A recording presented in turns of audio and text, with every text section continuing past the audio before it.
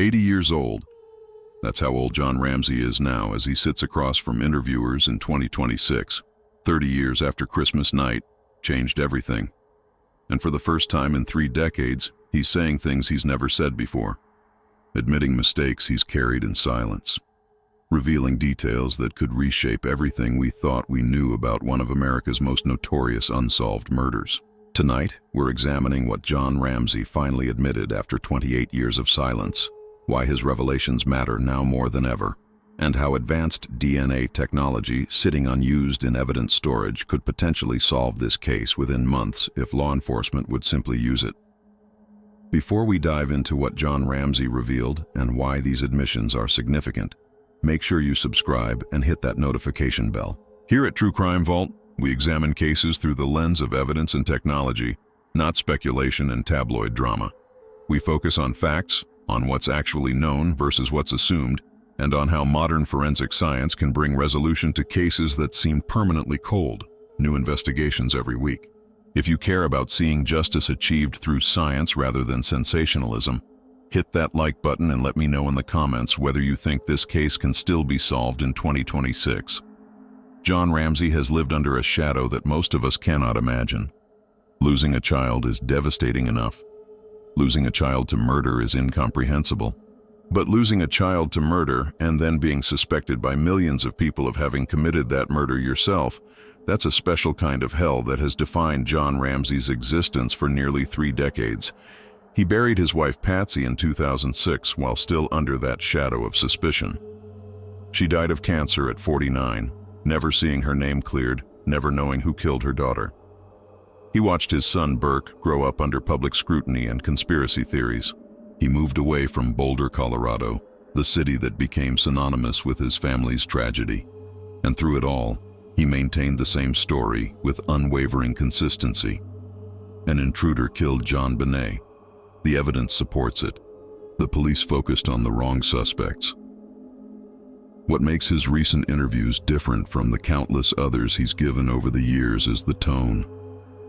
There's no defensiveness anymore, no anger at the accusations, no energy wasted trying to convince skeptics of his innocence. At 80, John Ramsay has reached a point where he simply doesn't care what people think about him personally. All he cares about is one thing: getting Boulder Police Department to test the DNA evidence using genealogical methods that have solved dozens of other cold cases in recent years. That's it. That's his entire focus. And in pursuit of that goal, he's been more candid than ever before about the mistakes made, the evidence overlooked, and what he believes actually happened in his Boulder home on December 26, 1996. The first major admission John Ramsay made in his latest round of interviews addresses what has been perhaps the most damaging piece of circumstantial evidence against him in the court of public opinion. When he found his daughter's body in the basement wine cellar at 1:05 p.m. on December 26th, his immediate instinct was to pick her up and carry her upstairs. He pulled the duct tape from her mouth. He carried her through the basement, up the stairs, and laid her near the Christmas tree in the living room. From an investigative standpoint, this was catastrophic. It destroyed the crime scene. The position of the body, the arrangement of evidence around it, the undisturbed nature of that room, all of it was compromised irreparably. Investigators would never know exactly how things had been before John Ramsay moved everything. For years, critics have argued that only a guilty person would move a body and destroy evidence. The argument goes that an innocent person who understood they were in the middle of a murder investigation would have left everything untouched and called for police. But John Ramsay's admission about this moment is brutally honest and deeply human. He acknowledges it was wrong from an investigative perspective. He knows it made him look suspicious. He understands it complicated the investigation. But in that moment, he wasn't thinking about crime scene protocols or how his actions would be interpreted. He was a father who had just found his murdered child lying on a cold basement floor. His daughter was clearly deceased, had been for hours, but his instinct wasn't to preserve evidence. His instinct was to get her out of that dark room, to remove the tape from her mouth, to hold her, to try in some futile way to help her, even though he could see she was gone. This admission matters because it's the kind of thing a guilty person trying to maintain a carefully constructed story wouldn't say.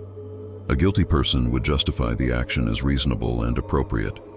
An innocent person acknowledges it was a mistake while explaining the human reality of that moment. John Ramsay admits he destroyed the crime scene. He admits it looks bad. He admits it gave ammunition to those who suspected him. But he also asks a fundamental question. What parent finding their murdered child wouldn't do exactly the same thing regardless of the investigative consequences? The second significant admission involves the decision to hire attorneys almost immediately. Brian Morgan was brought in on December 27th, the day after the body was found. To many observers, this seemed like evidence of guilt. Why would innocent parents need lawyers so quickly?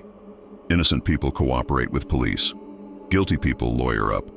That was the public perception, and it damaged the Ramsay family's credibility enormously. But John Ramsay's explanation of this decision reveals something important about how the investigation unfolded in those critical first days. He and Patsy were being advised by friends who had contacts in law enforcement that Boulder Police had already decided the family was guilty and were building a case against them rather than looking for an actual intruder. This wasn't paranoia. This was based on information that the investigative focus had shifted to the family almost immediately, and that detectives were operating under the assumption that someone in the house had committed the crime and staged an elaborate kidnapping to cover it up. The Ramsays were told they needed protection. They needed advocates who understood the legal system and could prevent them from being railroaded by an investigation that had already reached conclusions before following the evidence. John Ramsay admits this looked terrible from a public relations standpoint. He admits it fed suspicion. He admits that perhaps they should have handled it differently. But he also points out that if they hadn't hired attorneys when they did, if they had simply submitted to unrestricted questioning by detectives who believed they were guilty, they might have been charged based on misinterpreted statements or coerced confessions rather than actual evidence. The third admission is perhaps the most personally painful for John Ramsay to make, because it involves what he sees as his own failure that created the opportunity for his daughter's killer to access the house. Several months before that Christmas, John had locked himself out of the house and needed to get inside. He broke the basement window to climb through, got into the house, and then never bothered to repair the window properly. The latch was broken. The window could be opened from outside. He knew it needed to be fixed. He kept meaning to get it repaired. He never got around to it. And if his theory about what happened is correct, that unsecured window was how the intruder entered the house. Think about carrying that burden for 28 years. The knowledge that if you had just fixed a broken window, if you had just taken an hour one weekend to repair the latch or call a handyman, your daughter might still be alive. The intruder might not have been able to enter. The crime might never have occurred. John Ramsay has lived with that weight every single day since December 1996. In his recent interviews, he admits this directly and without excuse. He failed to secure his home properly. He created a vulnerability that was exploited.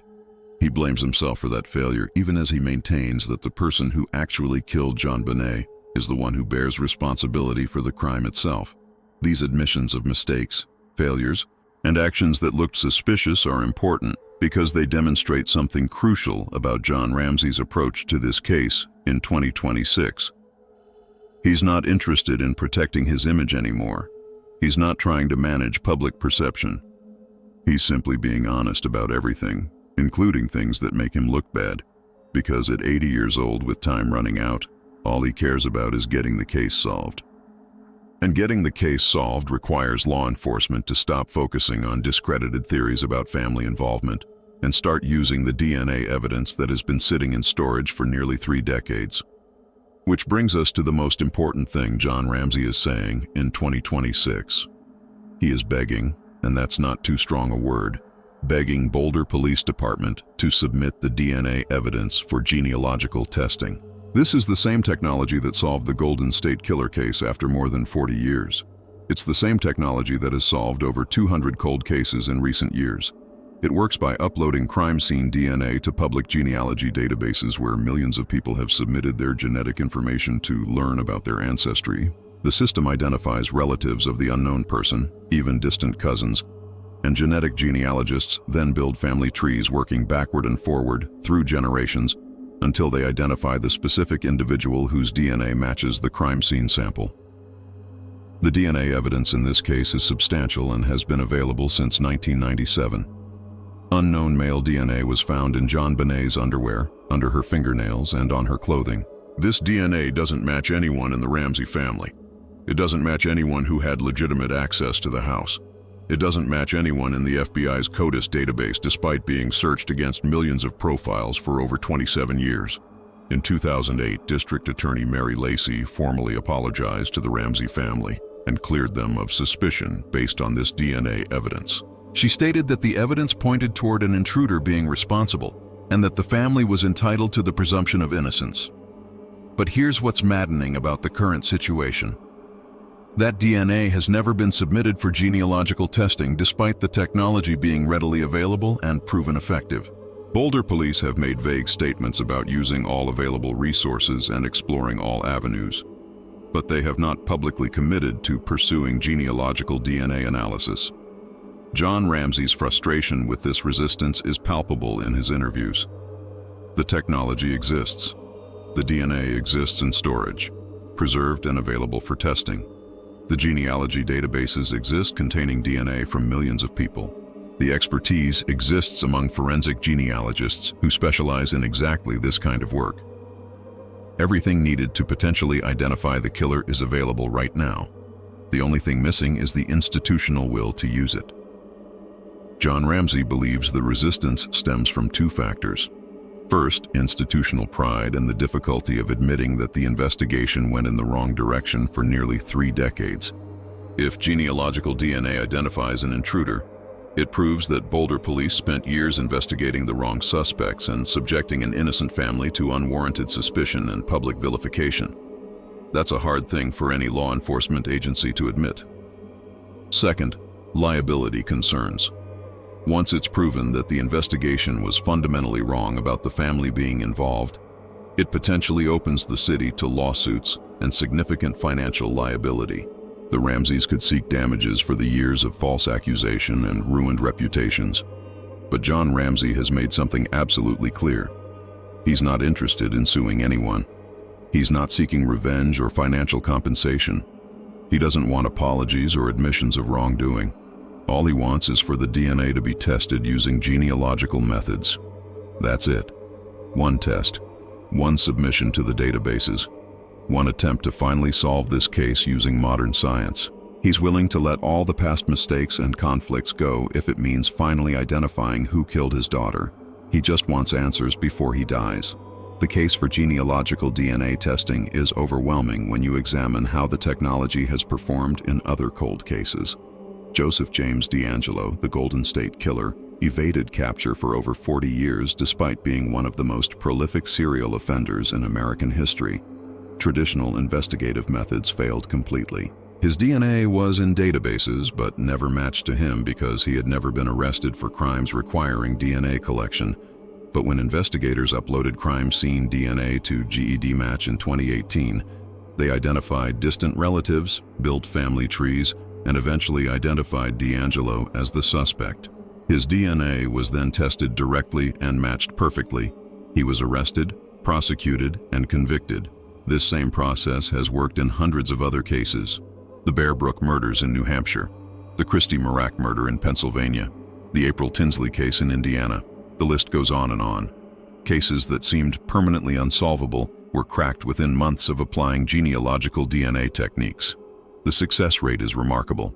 Not every case works because success depends on having relatives in the databases and having sufficient DNA quality for comparison, but the success rate is high enough that genealogical DNA analysis has become standard practice for cold cases with unidentified DNA evidence.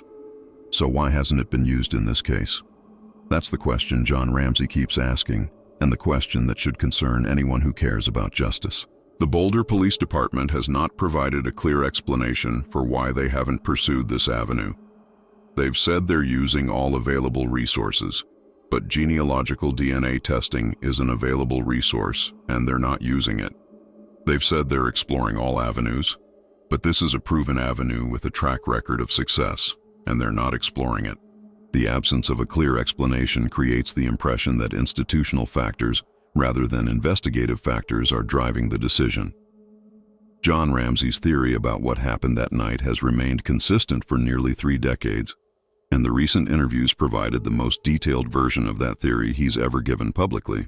He believes the intruder entered through the unsecured basement window, either during the evening while the family was at the Christmas party, or later that night after everyone was asleep. This person may have been in the house before, possibly during the holiday home tour that occurred just weeks before Christmas, when hundreds of people walked through the house, including the basement. Or the person may have been one of the many contractors, workers, or service people who had access to the home over the years during renovations and maintenance. The intruder knew the layout. He knew where JonBenét's room was. He knew his way around. He may have hidden in the house for hours after entering, waiting for everyone to fall asleep. After midnight, he went to her room, either waking her or carrying her while she slept, and took her to the basement. He may have told her they were going to play a game or see a surprise. At some point, he gave her pineapple, possibly from the bowl on the kitchen table, which explains why undigested pineapple was found in her stomach, but the parents had no memory of feeding it to her. In the basement, the assault occurred. When she screamed or resisted, or simply because the perpetrator was following a predetermined plan, he struck her on the head with tremendous force, causing an 8.5-inch skull fracture that rendered her unconscious immediately. She didn't die right away. Medical examiners estimated she lived for 45 minutes to 2 hours after the head injury, though she was unconscious during this time. At some point during that window, the strangulation occurred using a cord and a piece of Patsy's paintbrush fashioned into a garrote. After she was deceased, the intruder faced the problem of being in a house with a body while the family slept upstairs. That's when he wrote the ransom note using materials from inside the house. The note was meant to buy time. If everything had gone according to plan, the Ramsays would have spent the entire day waiting for a ransom call that never came, believing their daughter had been kidnapped and was alive somewhere. This would have given the killer hours or even a full day to get far away from Boulder before the body was discovered.